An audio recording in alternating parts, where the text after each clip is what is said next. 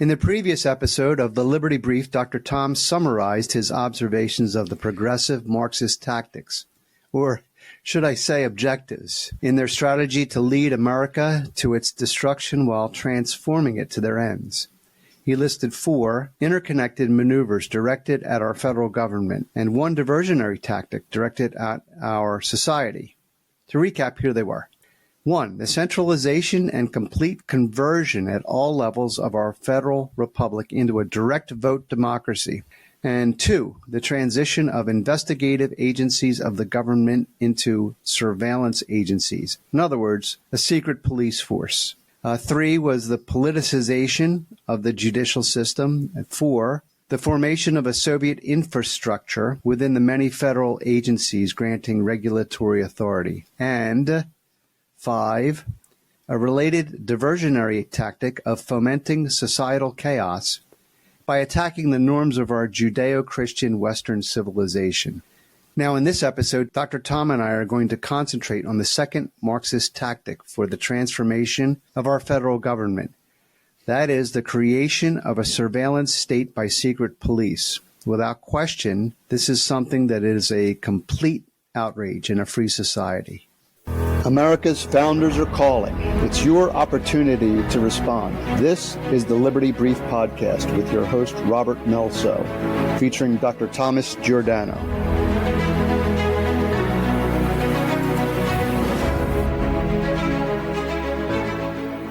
Hello, everyone, and welcome to episode 25 of the Liberty Brief Podcast. This is part 2 of our mini-series, Rising Despotism, Analyzing America's Destruction. We hope that by the end of this small series, a clear picture will be presented to you, our listeners, as to what is going on under our noses and how we are in serious jeopardy of losing our government if we don't act. So, to get started, let me introduce Dr. Tom. Buonasera. Hey, buona serata, Roberto. Tutto a posto? CCC, everything is fine. Well, almost everything. You know, we received our first warning, quote unquote, from the wise overlords at YouTube. Oh, really? Was it something we said? Did we offend some snowflake social justice warrior? What happened? Yeah, well, it seems so. You know, they took down episode 18, which was one of my favorites of our podcast. Apparently, your 2 university degrees in the material and 35 years of practice didn't give you enough privilege to express an informed opinion on vaccines and face masks. So, you know, the fact checkers obviously knew better. It sounds like we should make some changes then, Rob.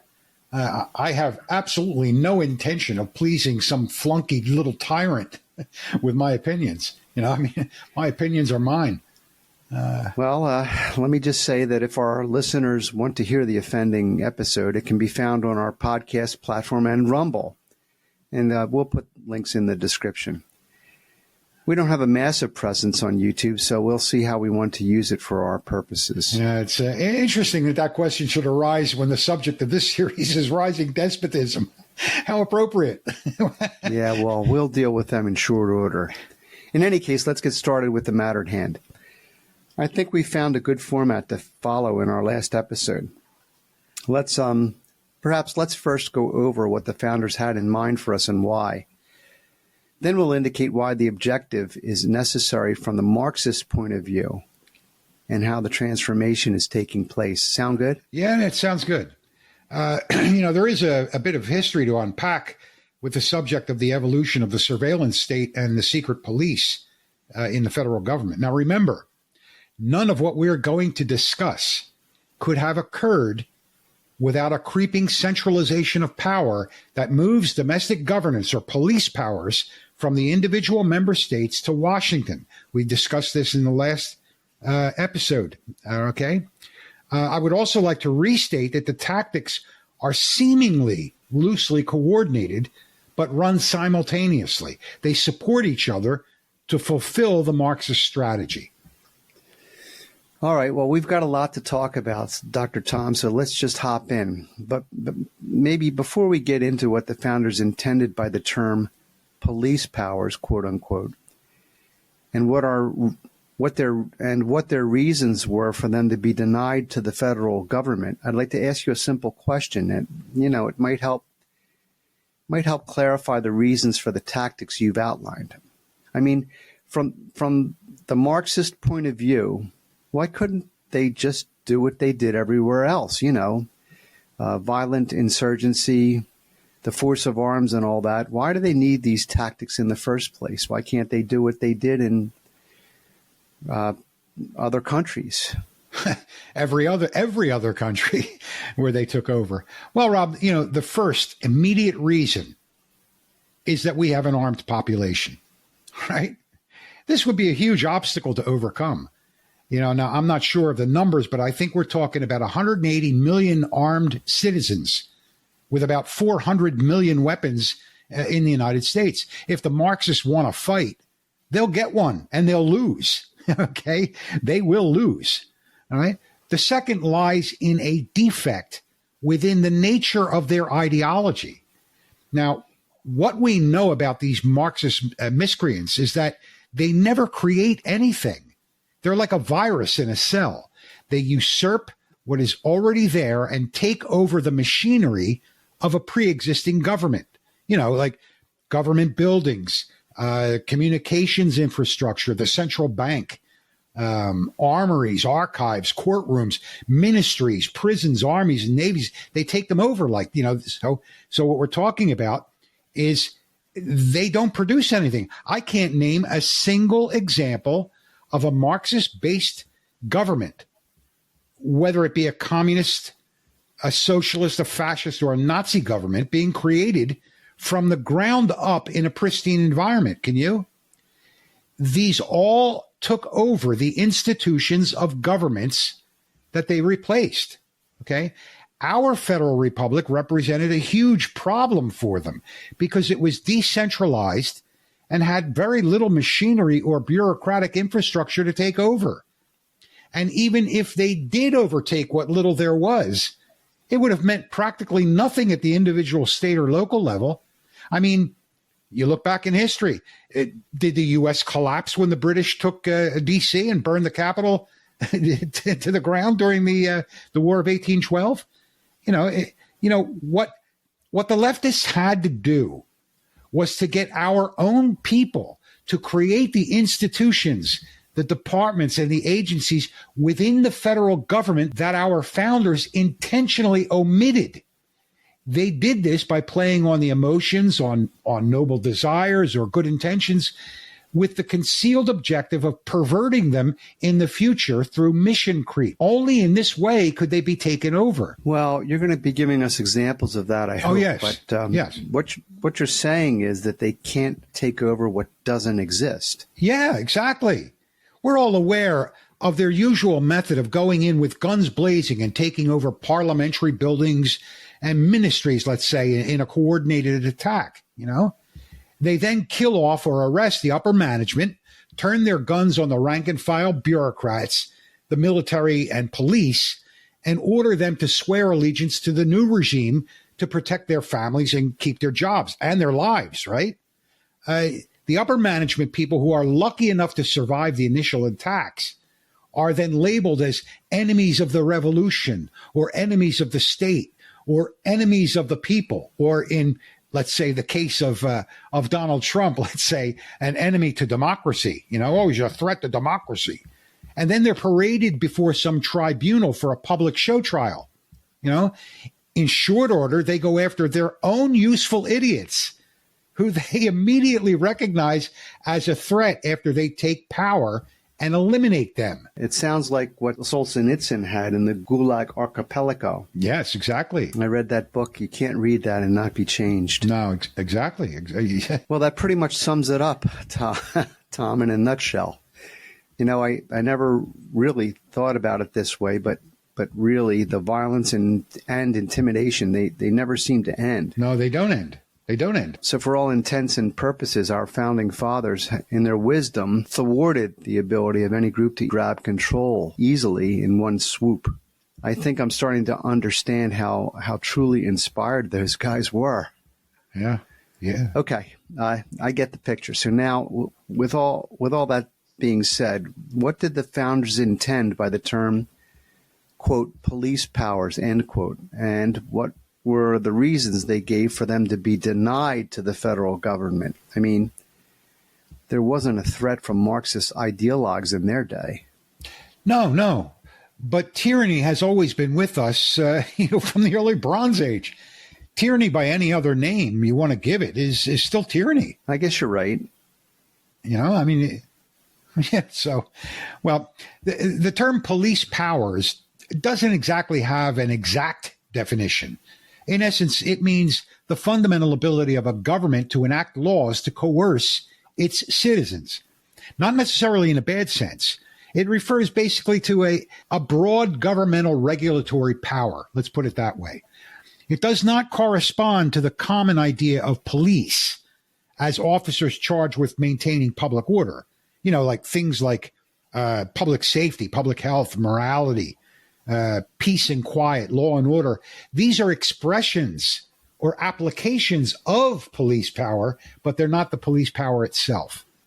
Going back to what I just said, the founding fathers denied police powers to the federal government for several reasons, but underlying them all was a fear of tyranny. As a result, the Constitution was designed to grant only limited powers in the form of 16 privileges to the federal government. As you already know, the founders of our country were extremely wary of centralizing too much power in the hands of those in government. The war against, an oppressive monarchy was still fresh in everyone's mind. They knew that granting widespread police powers would eventually lead to abuses of authority. You think so? Well, look where we are today. Yeah. Well, they knew human nature well enough. If some authority can be abused, it will be abused. That's our history. In any case, this was the prime motivator. All right, so that's the prime motivator. What were the others? Well, the other reasons were a consequence of the nature of the government they were forming and what they envisioned for a free society. The Constitution was drafted as a compact to preserve the sovereign autonomy and authority of the individual nation states. Many people don't realize it, but they were nation states, okay? They were convinced that matters of local governance and assuring obedience to the rule of law should be the responsibility of the states, because they were closer to the people. Another reason was for the protection of individual rights. Being committed to protecting individual rights and limiting government intrusion into the lives of citizens, they knew that a federal government with extensive police powers posed an ever-present threat. The same reasoning denied the federal government a standing army, under federal control.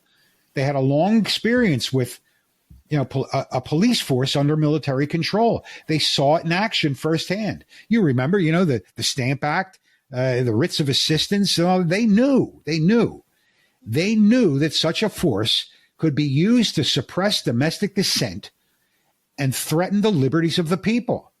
Now, they didn't have they really didn't envision the mechanized world with international threats that we have today. Nor did they intend for the federal government to take anything other than a defensive stance in dealing with a potential threat from a foreign source. They saw no need nor had any desire to place a standing professional army within the borders of the U.S. State militias and local civilian police would maintain order and keep the peace within their respective jurisdictions. This was a reasonable response, to them, rather than granting these tools to the federal government. Do you remember what John Adams, writing as Publius, wrote in Federalist 45? Well, it might surprise you, but I do remember. He wrote about the powers of the federal government being, quote, few and defined. Right. And that those remaining to the state governments were, quote, numerous and indefinite. As I recall from learning in one of our previous episodes, you said that they wanted the role of the federal government to be principally involved with foreign policy. Everything else was reserved for the several states. Now, the 10th Amendment ensures no misunderstanding. You know what it says. The reserves all powers not explicitly granted to the federal government, to the states, or to the people. Exactly. And law enforcement and police powers were in the sphere of domestic policy and were both reserved for the states, not the federal government. It seems clear enough. So we've laid out the founder's stance on why police powers should not be in control of the federal government. But what about investigative abilities? I mean, isn't it necessary from time to time for the federal government to have some means of investigation? Sure. It makes perfect sense that certain federal governmental activities would require, security, investigation, and compliance to the rule of law. But we're not talking about investigative abilities or even arrests for having violated some law. We're talking about a perversion of these. Surveillance with the intent to suppress. There is a big, big difference. Look, you see, Rob, our civil and criminal laws are supposed to be informed by natural laws to promote justice. They come into play after a crime or violation has been committed. When we look at law codes that are expressions of a suppressive political ideology, repression is the objective, and it's built into the system. Their laws are based on principles and goals of the authoritarian party in charge. We'll touch on this idea in an upcoming episode, okay? Because we will get into this, okay? I don't think, I don't want to get off into this tangent right now. We'll dedicate an entire episode to this in this series. All right, so I think I've got you. If the Constitution denies these privileges to the federal government, how did it all go wrong? I mean, if we're going to talk about surveillance, I would think that it starts with simple powers to investigate crimes to find a culprit. When did investigative agencies first appear at the federal level? Oh, boy. Well, I'm going to have to lay out a bit of interesting history. Well, that's why you're there, Dr. Tom. Okay, so I don't want to get too long-winded, but what you're basically asking me is you want to know how people got the federal government's foot in the door to create powers that the original Constitution did not grant. Okay? How were police powers gradually transferred from the member states to the federal government in violation of the Constitution? Well, some resulted indirectly from the amendment process, and some were created through presidential executive orders or by some other entity within the executive branch. But most are through statutory acts. Their evolution through the gradual intentional use of mission creep is where the second Marxist tactic was and still is being deployed, okay? This is what is of interest to us, okay? This mission creep.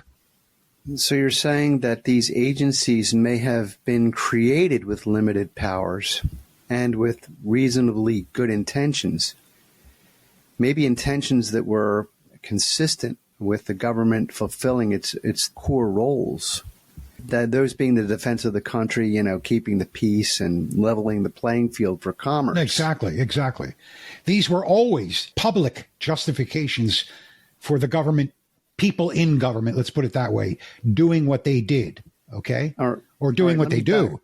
Got it. Let me back up a minute. Can you clarify what you mean by statutory acts and the term law enforcement? Sure.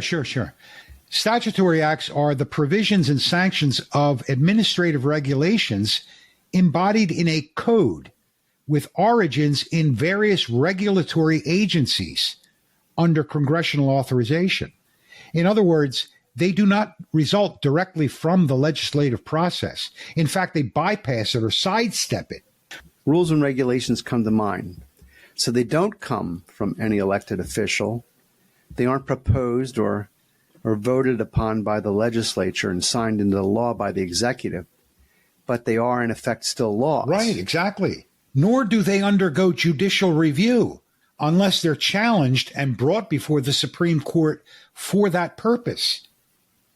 So the Supreme Court can't strike down unconstitutional laws unless they're officially presented to it for an opinion.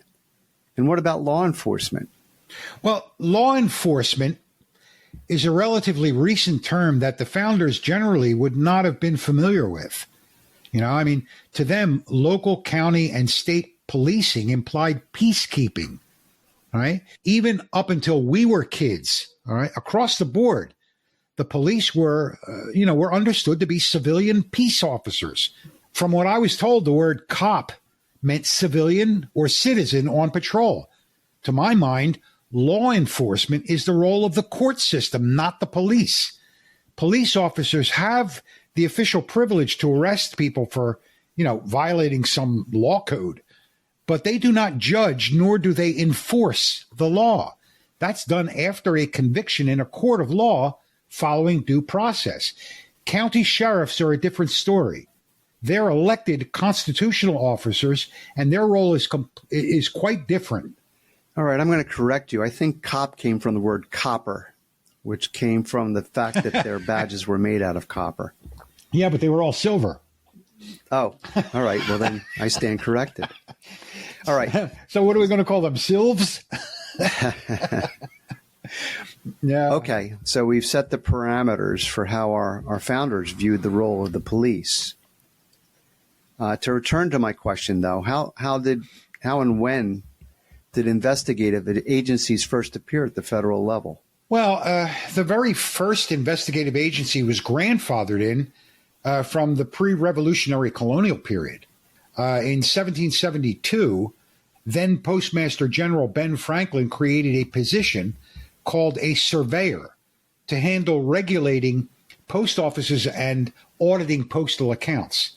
Though these surveyors had the same role under the Articles of Confederation, after the Constitution was ratified and went into effect, surveyors became the first people who were also required to investigate thefts of mail or postal funds. And they were often committed by a rider, an innkeeper, or some other person entrusted with the U.S. mail. This was an internal division to ensure public trust in the service. In 1801, the United States Postal Inspection Service saw fit to change the title from surveyor to special agent. Then eventually, much later on, they became U.S. Postal Inspectors. Well, all communications were made through the mail, so I guess this was considered a very important position back then for newspapers, political pamphlets, and so on. So this actually was facilitating free speech and the spreading of ideas. Back then, they really made an effort to support the discussion of the controversies of their day. Today, yeah, it's the complete opposite. You got it, Rob. It is the opposite. They're doing everything they can to interfere with it. Back then, even the roadways had to be maintained for the passage of the mail. They were called highways or post roads. And, the federal government was responsible for their maintenance to keep information and communication flowing. As a matter of fact, this probably was the only contact that the normal citizen of the United States had with the federal government. Just that, the post roads. Today, the federal government is actively suppressing or interfering with the free exchange of ideas. All right. Well, and then what else was what was set in motion after that? Well, rather quickly, the Judiciary Act of 1789 created the federal judiciary, the Supreme Court, but along with it, the office of the U.S. Attorney General, as well as the position of a United States Marshal for each federal district.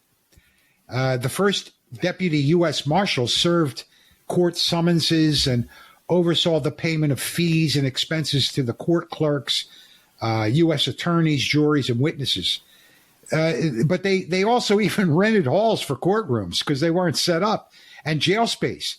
They even hired bailiffs and janitors. You might notice that they had no investigative powers. They were more administrative.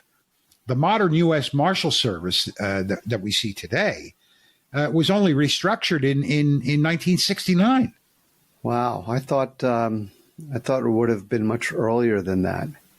If I remember, wasn't there also a customs service? Yes, in the same year. It was born with the Tariff Act of 1789. This actually, this act authorized the collection of duties and import tariffs. These were a couple of the ways the federal government funded its operations when we had no federal income tax. The United States Customs Service was formed in that same year, 1789. But they didn't employ any federal investigative agents. At least there are no documents to indicate it. Again, they were administrators for the most part. It seems that the service only began employing federal law enforcement officers in the early 19th century, a little bit later.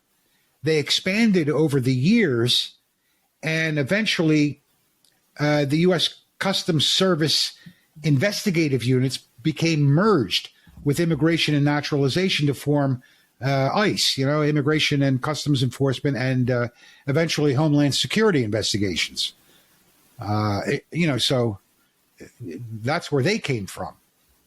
But they were primarily, administrators. So, all right, these guys were administrators primarily.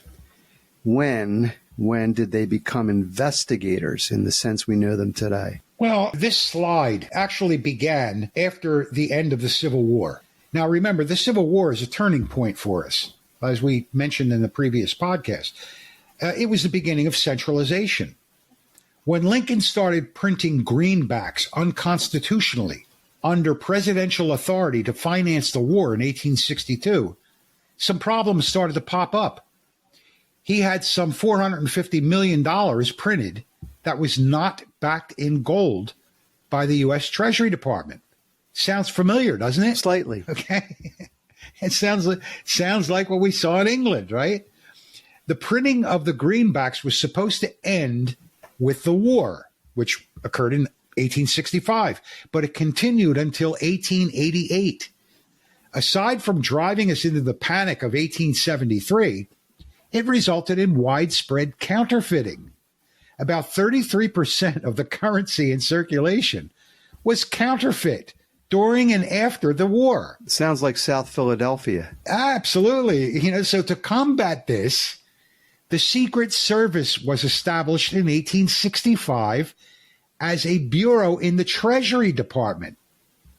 Maybe a couple of dozen guys were in the bureau all the way up until the early 1900s. And here's the thing. If any other department of the government needed to conduct criminal investigations, the Treasury Department was requested to lend some of their guys out for the job. Either that or private investigators who could cross state lines without having federal agents violate state jurisdiction would be hired. Guys like the Pinkertons, as an example. So they were 19th century rent-a-cops. So the Secret Service was formed because of an unconstitutional action, right? Where was the Department of Justice? Why didn't they have any investigators? There was no Department of Justice. Oh. The founders saw no role for such a thing at the federal level. It was created by the act to establish the Department of Justice in 1870 during the Grant administration. The funny thing is, now, I tried to do research on why. The funny thing is that there are no historical records as to why it was established. I could find no reason for it to be established, but it fell under the control of the U.S. Attorney General's office, which at the time was a part-time job. The guy would go in on Wednesdays and Fridays, but on Monday, Tuesday, and Thursday, he was cleaning the streets. I have no idea, but it was a part-time job. The department had no investigative units directly associated with it and had to borrow the Treasury Secret Service guys, like I said before. Anyway, after the assassination of McKinley in 1901, the Secret Service was expanded to protect the president and went off in other directions by statutory changes, and also by presidential decision directives. And later in this century, Homeland Security presidential directives, national security directives from the president, and various other executive orders. Now, you notice that in 1888, they were basically out of a job. There was no more counterfeiting because the greenbacks were taken out of circulation. We went back to the gold standard. So they had nothing to do between 1888 and 1901 except to be lent to other agencies. Well, I think what I'm beginning to see a pattern here. You think? I'm beginning to notice that after the Civil War, as state sovereignty was gradually eroding, the federal powers were increasing. It might have been at a slower pace, but it was there. All right, so let's talk about the FBI. You haven't mentioned them yet. These are the people I'm really curious about because of all the crap that happened with President Trump. Oh, we're coming to them. We're coming to them. In fact, the FBI gives us a perfect example of the birth and evolution of these kinds of agencies. That organization has a really peculiar history, and its creation was fiercely contested at the time. Okay, as I said, when the U.S. Attorney General directed the Justice Department to do an investigation, they had to borrow investigators from the Treasury or hire investigators from a reservoir of detectives who were not employees of the government, but were vetted and credentialed by the Treasury. The snag that they had in justice was that they then had to go to Congress for appropriations to pay these guys. What an interesting concept. Congress held the purse. Yes, exactly. So now we're talking about a time frame at the beginning of the 1900s under Teddy Roosevelt's administration. That puts us right in the beginning of progressive Marxism, okay? And there's no coincidence there. There is a reason that these things came afterwards. This sparked a debate in Congress, and there were bipartisan objections to the practice. Congressional hearings were held that questioned the constitutionality of the practice by which the U.S. Secret Service investigators were loaned to other federal agencies, primarily the Justice Department. There was an Appropriations Committee chairman named James Tawney, who was a Republican from Minnesota, and he complained that the Secret Service loan program gave the DOJ, and I'm quoting here, what Congress would never authorize, a Secret Service bureau in every department, unquote. Okay? Now listen to this. Tawney openly stated that it created, and I'm quoting again, a system of espionage in this country which is entirely inconsistent with the theory of our government, unquote. And he added that, other departments, if they needed to use Secret Service men, they should obtain the authority directly from Congress. So the advisability of maintaining the service throughout our government would be determined by Congress. Okay? Now, there were representatives like Walter Smith, a Republican from Iowa, and John Fitzgerald, who was a Democrat from New York. They added to these same sentiments, by basically saying that nothing is more opposed to our race than a belief that a general system of espionage is being conducted by the general government, and both warned against the dangers of a federal secret police. Because of these hearings, Congress forbade the Secret Service from lending investigators to other departments. So I'm guessing this put the DOJ into a predicament. Not really. Not really. It was their intended goal. I mean, they put up a fight like they intended to, to fight Congress, but it was their intended goal. It was a decision that actually favored the administration. It looked like a win for Congress and the people. But then U.S. Attorney General Charles Bonaparte, with the support of the president, now had a justification to create a small force of detectives within the DOJ to counter the loss of the Secret Service loan practice that he didn't want anyway. Bonaparte? Any relation? To whom? No, I'm just kidding. Yeah. Charles Bonaparte was the grandson of Jerome Bonaparte, who was Napoleon's youngest brother. He was born in Baltimore, and he was named U.S. Attorney General by Teddy Roosevelt, and he was his top trust buster. You remember that was the age of busting trusts, He was his top guy. How the hell did Bonaparte's wind up in Baltimore? Well, never mind. Let's just keep on I agree. track. It's a strange story. It's got to do with duels and forget about it. Okay, so go on. All right. Well, getting back to Bonaparte, he was appointed Attorney General in 1907. He quickly understood that the practice of using Secret Service investigators loaned from the Treasury didn't give him complete control over the investigators or what they were doing. He called not having a permanent detective force under its immediate control in the DOJ. He said this was an anomaly. Oh, an anomaly. I see. Now there's a strong word. There was a convoluted back and forth between Bonaparte, Roosevelt, and the Congress, not over whether they should exist, but over how these investigators were to be paid. They deflected attention from the real argument. All right. In 1908, the Special Agent Force was formed with 8 detectives that were directly employed by the DOJ. In 1909, it was renamed to the Bureau of Investigation. Of course, the people in the DOJ swore up and down that the Bureau's activities would be transparent and they'd be applied under strict congressional oversight and all the promises that they always give, right? So funny, but when I watch congressional oversight hearings, it's full of "you're not entitled to know about this." Yeah, it's amazing, isn't it? Because it's under investigation. Absolutely, it's amazing. Or they do a side so promises. What could possibly go wrong? So in effect, you're saying Congress got hoodwinked. Yes, they did. Yes, they did. They got hoodwinked. Hoodwinking Congress is the left's modus operandi. That's what they do. They get played all the time by the Marxists. And all in the name of good intentions, always good intentions. In any case, within 2 years, Congress tripled the size of this force and greatly enlarged its investigative authority. It has expanded exponentially ever since, but something else has come from this too. All right, what's that, Dr. Tom? Well, this progressive Marxist sleight of hand became the model for creating investigative units in every other future alphabet department and agency with regulatory authority from Congress.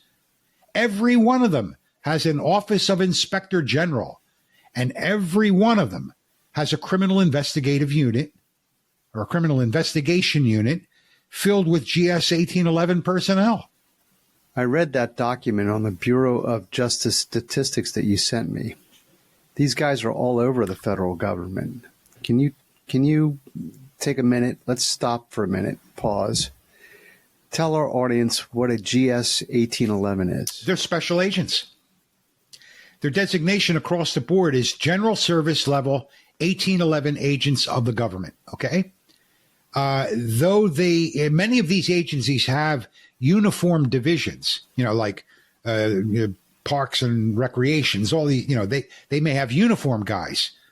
But these guys are plainclothes investigators who are authorized to carry weapons, investigate crimes, collect evidence, and arrest people from every single agency. And from what I gather, there are more than 150,000 of these spread throughout the entire federal government.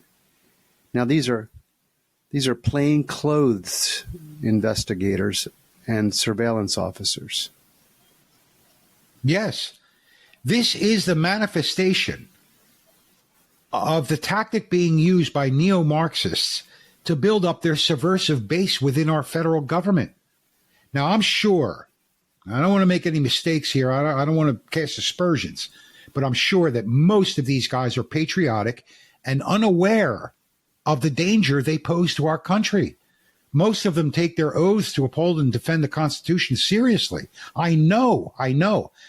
I have cousins who were involved in this. I mean, I have friends that were with the ATF and all that.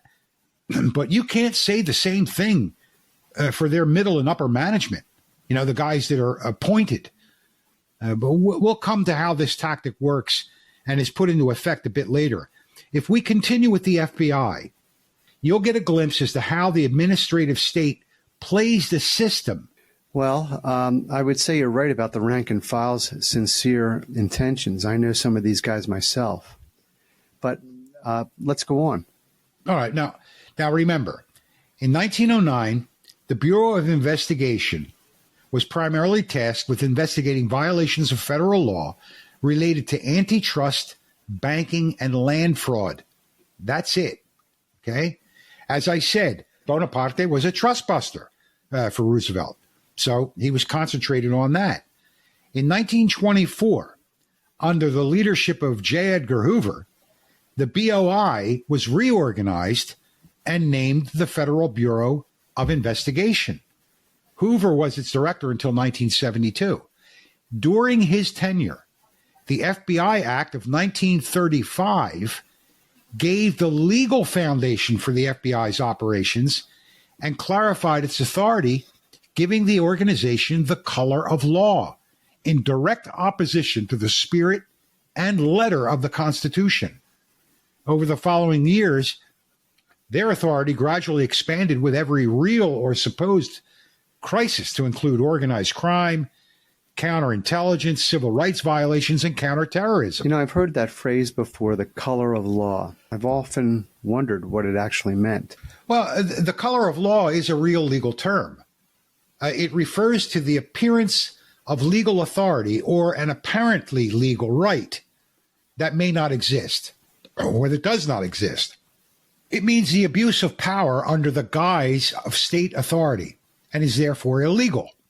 In fact, in the U.S. Code under Title 18, Section 242, it is a crime for a person acting under the color of law to willfully deprive a person of a right or privilege protected by the Constitution or the laws of the United States. Wait a minute, Dr. Tom. Wouldn't that mean that all of these alphabetic agencies are operating in violation of the law? How about Trump? Couldn't he use this as a defense to go against these people? Well, you know, the devil is in the details. My point here is that there is a concept regarding the color of law as being a violation. This specific law applies to the person harmed as being an alien or by reason of his color or his race, right? Anyway, the way these guys game the system, every time there is a negative outcome of a congressional oversight investigation into their activities, they seem to maneuver Congress to abuse our rights even more. You know, I mean, look at the Church Committee investigations into civil liberties violations and allegations of abuse of power in the mid-'70s. What reforms came from them? Oh, yeah, the FISA Court in 1978. Okay? Let's just say that, congressional inquiries are merely dog and pony shows for public consumption. It's all theater. If we're lucky, they just lead to a lot of hot air. If we're not, they wind up recommending even more intrusions into our liberties. But we could save this abomination for the next episode dealing with the politicization of the justice system. The FISA Court is nothing more than a rubber stamp for the guys at the DOJ and the FBI and the other guys related, under DOJ control. But it is also an integral part of the surveillance apparatus. They couldn't do what they're doing without it. Didn't you tell me, I think I read somewhere, or maybe you told me, that FISA applications are automatically almost always granted? Oh, yes. What's the percentage? Absolutely. Well, let's put it this way. In 33 years of its existence, let's say over 33,000 applications that have gone before the FISA court, 12 have been denied. 12. All right, Dr. Tom, this is getting a bit long and we have to start to wind down. I just want to add that I went over the PDF file that you sent me. To summarize that file, after just over 100 years, we have now dozens of these departments and agencies. Each has its own regulatory authority over specific industries, sectors, and areas of public policy. Each one of them has a criminal investigation unit. So, let's name them. The IRS, all of the bureaus and agencies under the Department of Justice, the FBI, the ATF, the DEA, the Environmental Protection Agency, EPA, the FDA, the Food and Drug Administration, the Securities Exchange Commission, SEC, the Federal Communications Commission, FCC, the list goes on and on. And from them have come tens of thousands of federal rules and regulations. It's just mind-boggling. Yeah, exactly. At last count, there are over 185,000 pages of the Code of Federal Regulations. Now, you got to remember, all of these came after the creation of these agencies. This tells us that they were formed with investigative units first, with nothing to investigate, until they started writing up these rules and regulations. So, because they were formed with that authority and nothing to investigate. So they had to come up with these rules and regulations. So it sounds like they needed something to do. Exactly. It also means that they can identify a political enemy and apply a rule or code to accuse him of. I think we're seeing that play out right now. Yes, exactly. It reminds me, Dr. Tom, it reminds me of Stalin's quote. I've often said this. The quote was, "Show me the man and I'll show you the crime." I've been thinking about just how these agencies are born. Do you recall in the episode we did on the EPA, the government and the courts intentionally failed in the application of the nuisance laws to favor industry? And that led to the widespread pollution that gave rise to a public outcry and eventually the creation of the EPA. Yeah. If those folks, sure, if those folks were free, that those folks that were harmed were free to just sue, we'd have solved the problem. Had they followed the nuisance laws. But you see, pollution was only the public reason, Rob. That was the public reason they gave for creating the EPA. The Marxist reason was to decimate our heavy industry and drive it out of the country with oppressive rules and regulations. Now, listen carefully. Now we could never mobilize ourselves again, as we did during the Second World War, to crush the international world domination of the Marxists. This was something they had to get rid of, our industrialization. It had the added benefit of eroding our muscular middle class. Now, we are now a more, I would call us more a service economy than an industrial economy. How are we going to mobilize a bunch of people with liberal arts degrees working at McDonald's or Starbucks to defend our country? Well, maybe they can just misspell the names of our enemies on their coffee cups. That should make them. Yeah, or misgender them. And say, all right, we need to get this thing wrapped up. All right, let me summarize our discussion. So, I've been taking notes. America's founders knew our history, and they wanted to be sure there was no centralized federal police powers, and that was to avoid tyranny. But police powers were exclusively the role of the individual states. But after the Civil War, when the American federal government became more centralized, we gradually created three-letter agencies with regulatory authority. The FDA, the CIA, the FBI, etc. Now, as the police powers moved over to the federal government over time, investigative units within them granted armed agents surveillance and investigative powers that are now being directed toward our citizens. These agencies themselves created the rules and regulations that they needed to enforce. So now we have armed federal agents enforcing laws not created through the legislature as envisioned by the Constitution, but through the agencies themselves. Exactly. But the danger of these departments and agencies doesn't stop there. In an upcoming episode, we'll discuss another of the Marxist tactics, the Sovietization of the federal bureaucracy, otherwise known as the deep state. The parallels will amaze you. They will amaze you. All right. Well, I don't know if Sovietization is a word, but I'll take your word for that. Well, I'll make it up then. Okay. It's my word. Give it back. Okay, Dr. Tom. Thanks for, this was fascinating.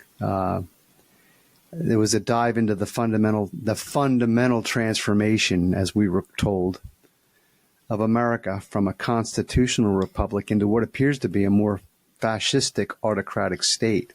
Oh, you're welcome, I think. I think you're welcome.